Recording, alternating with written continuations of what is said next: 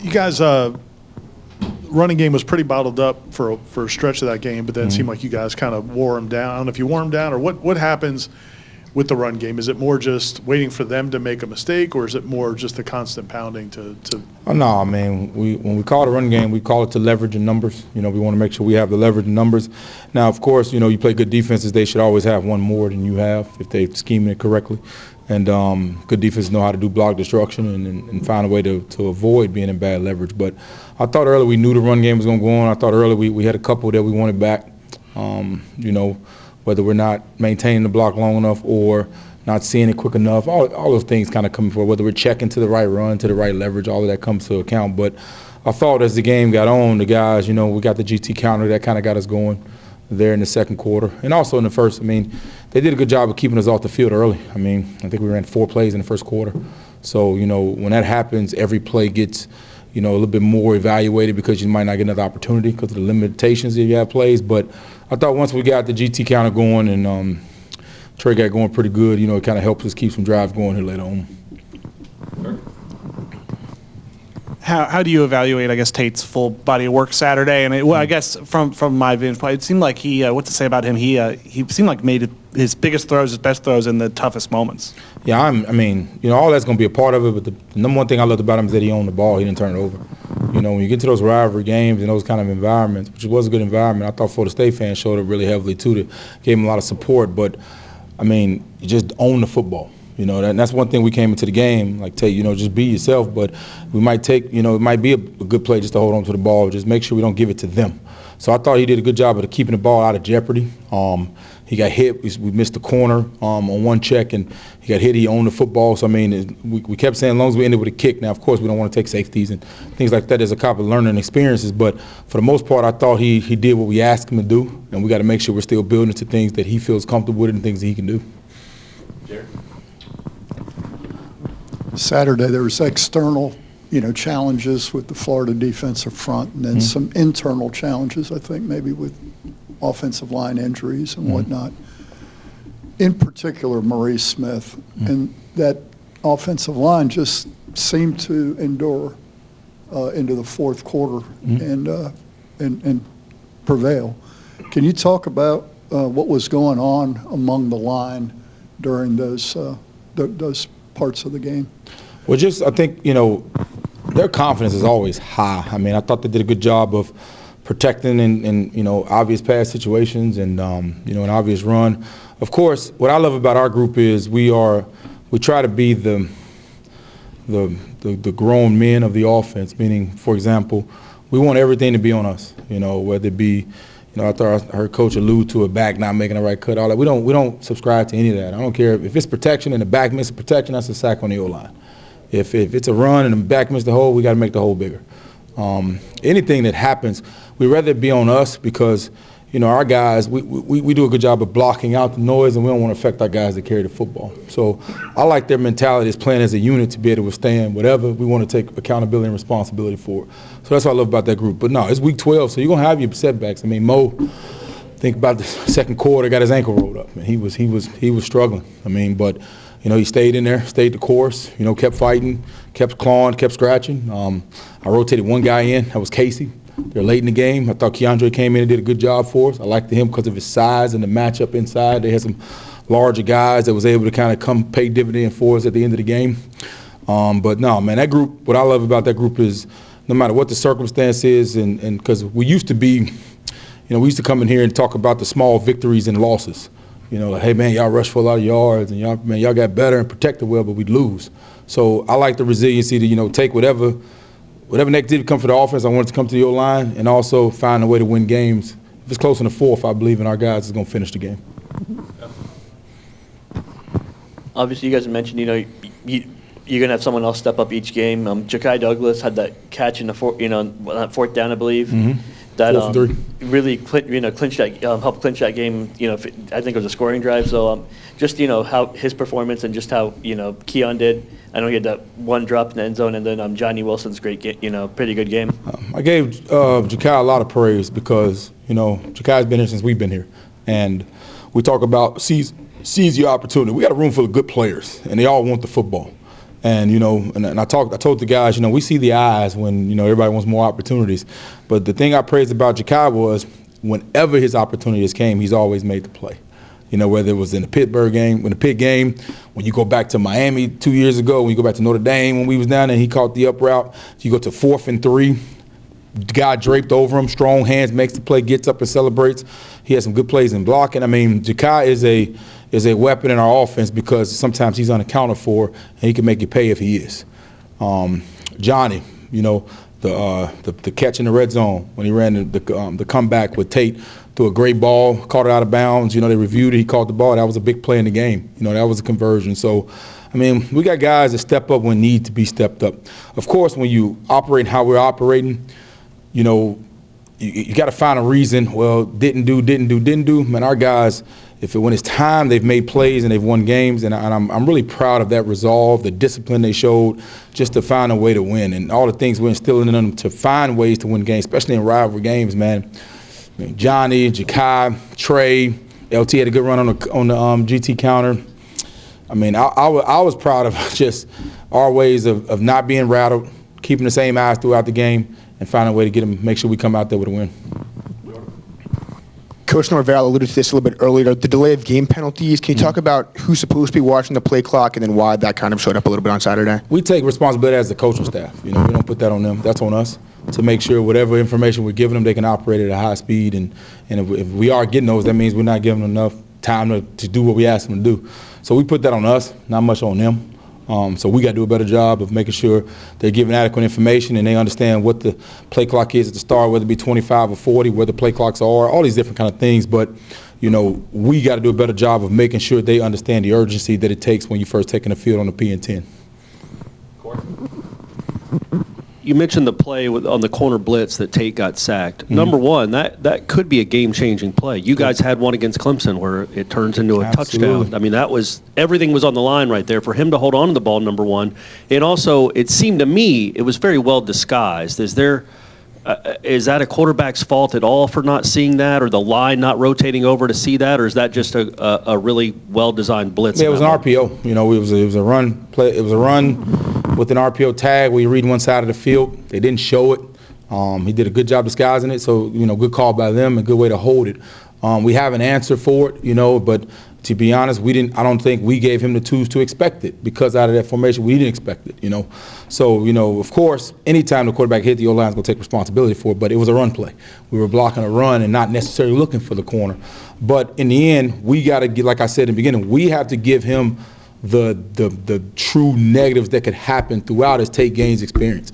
But no, man, we took responsibility for that because we had him reading a side for an RPO, and they brought the guy from the other side. So we got to design that better. We got to protect him because you're playing with a guy it's some new stuff for him. Now, I've seen him operate that, and I'm not worried about the correction once he saw it. I'm not worried about it hitting again.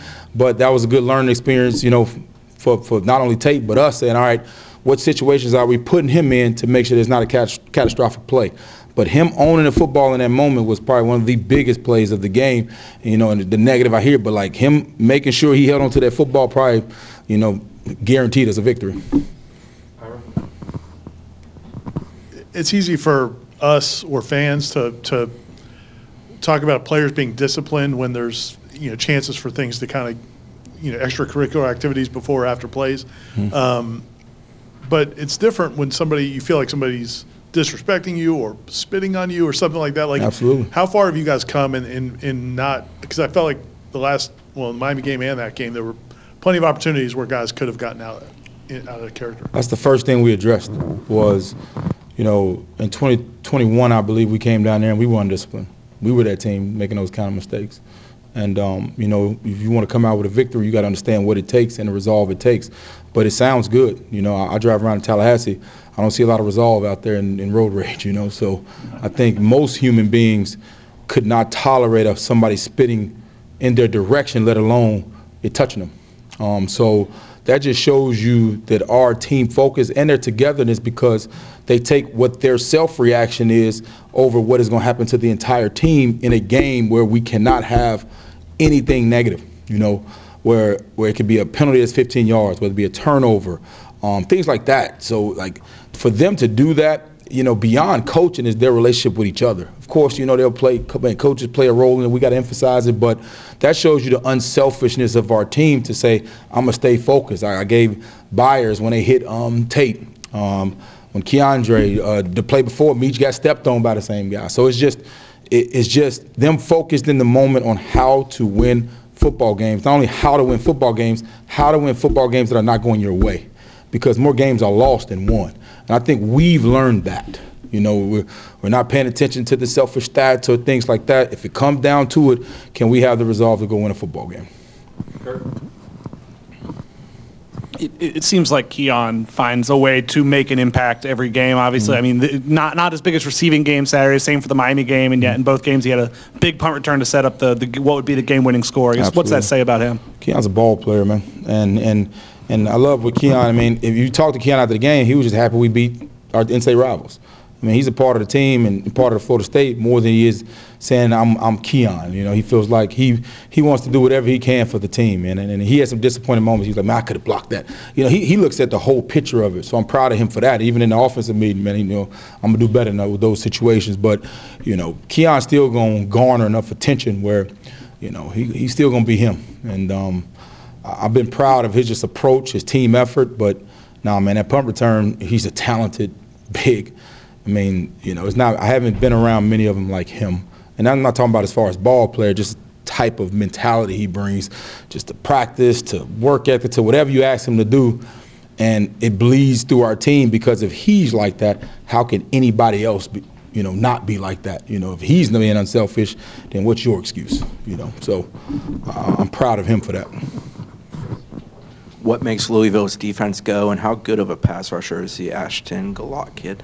Yeah, what I told our guys is that we're meeting a mirrored opponent where they pride themselves on the same thing we pride ourselves on. Toughness, effort, discipline, winning close games. And that's why we meet them in a championship game. So credit to their defensive staff, because I think they do one of the best jobs I've seen of maintaining leverage, tackling, eliminating big plays. So, it's going to be a challenge of, who can outlast and who can out-tough and who can out-finish. Nine is a real player. I mean, he's a guy that developed himself into a player, too. He's one that I give a lot of credit to because he gets blocked, but then I like to say he unblocks himself. He understands how to, take advantage of leaning O-linemen and effort. He's relentless. So we got to make sure our effort is up to par. We got to make sure we understand where he is, because they do play him quite a bit of places, whether it be 4 out 5 and things like that, and twisting. So we got to make sure we bring our game in focus, because he is a really dynamic player in this league. But credit to that defense, because we're going to be here for a while because they do a good job. Coach, you mentioned it a little bit earlier. Can you talk about the decision to not rotate as much and how you felt the offensive line played physically in their stamina throughout the game? Yeah, Rob was ready to go, and Bless was ready to go. But I felt good with how the size of Byers and the athleticism of theirs, with us running the outside zone a little bit more, and him being able to cut off things on the backside. And Darius, I thought he played one of his better games in that game. Darius has really, developed himself to be, one of the top tier in that room. So I just rolled with them. But those guys were ready, on call, and ready to go. But I felt that those guys were settling. I was good with it. I put Casey in a little bit later there. I had a plan to get him in a little bit earlier, but I wanted to get him in there to give KJ a spell. But then I put KJ back in late because, like you said, the size. KJ's a massive dude, man, that can make sure we get a little presence in that pocket to not get pushed back. But you got other guys that are athletic, that can move and get to those second-level backers. So it's just like anything. It's a matchup, kind of conversation that we have of how we're matching up with the 4s or 4 eyes or 3 techniques and combos and speed and things like that. So it's just like any other position. We're trying to create matchups up front, just like you would on the outside, and it's been paying dividends for us. You mentioned for a couple of weeks now that Rob's getting close, and I know he's able to practice. I think he was second team All ACC last year, and you guys haven't had him that much this year. When he does get back on, are you expecting him to be that guy? Has he played at that level of practice, or is it going to be, kind of working his way back to that level? Yeah, I care about Rob, and I want to make sure, because Rob always wants to go. He doesn't care what's hurting or what's going on. So I care about him and his career moving forward to make sure I'm not putting him in an unnecessary position to get even further injured. But he was ready to go. He practiced last week, and And he could have went if we needed him to go, and we have that luxury to do that. And he understands that, you know, if he goes, but I don't want to put him on a setback either if he's getting better, unless absolutely necessary. What I liked about it is he's really embraced that process, and as we further along, we're going to need Rob. And he'll be feeling better than he's ever felt, and he's still getting to work in practice against really good players. So I don't, you know, think he's going to be underdeveloped. He's going to be ready to go when it's time to go, but he's also going to be able to be very effective when he goes, and we don't have any setbacks to push us behind as we push late in the season. Maybe I'm reading too much into this, but you put a true freshman in on the road when the starting quarterback gets knocked out, and his first play is a kind of a sprint throw. I guess. What does that say about y'all's confidence in him, in who he is and who he could be, to even think about calling a play like that in that moment, not being worried about the end result? I give Brock some credit because, you know, that was something he saw that he got to because he wanted to take advantage of something that he saw. So we have a lot of confidence in Brock, and we have a lot of trust in our quarterbacks. So we don't send him out there just because of the perception of third or first. Our quarterback operates and gets us in what he believes is the right thing to do, and we give him that leeway too. And, you know, I like the call. I mean, I wasn't disagreeing with the call. We didn't get into the guy on the edge. He got a bat down. But also, you know, he got in there and we ran the zone and he saw it open. He pulled the ball and got good yardage on it. They were offside, so we were able to get a free play off of it. But now Brock is going to be an exceptional football player. I mean, I stand next to him in practice because, you know, I'm right behind the whole action to see the whole deal. And he stands next to me and I see him. He doesn't miss a rep even when he's not in there. I see him mimicking the checks. I see him taking the reps. I see him taking the visual. I see him applying them himself. I see him upstairs. I was just upstairs. He was already up there coming from class with his backpack on, wanting to know about the game plan. He is preparing himself like a starter ever since I met him. And he challenges Tony to make sure he's on the question. So Brock's future is going to be, if he continues as he's continued, we have a lot of trust in Brock. Coach, on offense, a lot of guys chose to come back for this run to help the team potentially win an ACC title, potentially get to a playoff. Just their growth that you've seen through film room, practices, games, and more than the production too, but also the leadership and what they've meant for the big picture. The biggest thing is ownership and player accountability, meaning, you know, we're going to do our job and make sure we're on point and understanding what the standard is, what's the structure for success, but when a player starts defending what you're saying outside of the building, that's when it's a real, everybody uses the word culture, but that's when it's real and they really are understanding what you're saying, where I might sit up in a meeting room and talk about, hey, we got to be disciplined, we got to be on point, but if you're in practice and something happens that I don't see and I see a player correcting it, that's when it's real. Like, we could talk about this. Every coach gets up here and talk about discipline. We can't make mistakes. We got to do this, and then somebody spits in their face and the kid gets a penalty. So our players are leading the charge and accountability for what they want to do as a team. Now, does that guarantee success? Absolutely not. But it gives you an opportunity to have success. It puts you in the best position to get what you came back to do. But, I mean, it still has to be done. The action still has to be there. So I'm going to commend them on taking the real actions to get what they want. Now, you still got to go get it because that other team is doing the same thing. So we got to make sure we're doing it as best as we ever done this week compared to last week. Jerry, last one. Okay. Coach, I'm going to go back to the first question I asked about offensive line, kind of a follow-up to Ira's question about Rob Scott. When Maurice gets rolled up, my eyes went to a couple of the offensive linemen trying to get him up before the ref called, you know, injured player. If Maurice can't fight through this, Washington goes to center? Absolutely. Do you have to play Scott at that point? We got Bless and Scott. Okay. So it depends on the situation and the matchup. Because we still got Bless, who was going in and he was ready to go. He practiced all week also. So the benefit we have with Darius is, you know, he can play all five. And he's ready to go at all five at any time. So it's not like he has to go and warm up or do anything. I mean, he's ready to go. He's done it. He started games at center.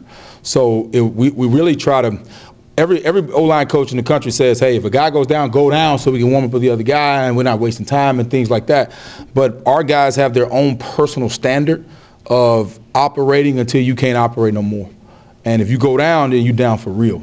So you saw them picking each Meach had to play where he had to pick them up, you know. So – I mean, I don't ever question those guys' mentality. Of course, they're gonna make mistakes, man. You ain't gonna bat 1,000, but them guys I'm sitting out there with their mindset, they're gonna find a way, no matter how it needs to be done. They're gonna scrap and claw and and make sure they're together and find a way to come out with the win. Awesome. Thank you, Jeff. Thank y'all. Have a good day.